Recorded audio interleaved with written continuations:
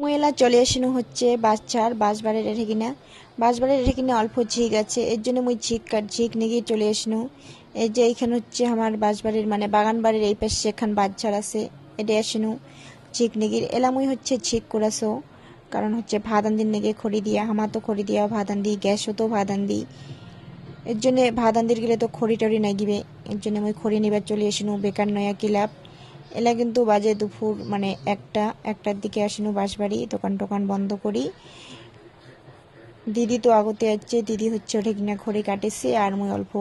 ঝিক নিয়ে যাম বাড়ি ঝিক গিলালা জোড়াছো বেশি আনিন মাঝে অল্প আনিম কারণ খালি মোটা করে দিয়ে ভাত রান দিতে ভাল না লাগে। ভিডিওগুলো যদি তোমাক ভাল লাগে তে চ্যানেলটা সাবস্ক্রাইব করে দেন। আর যদি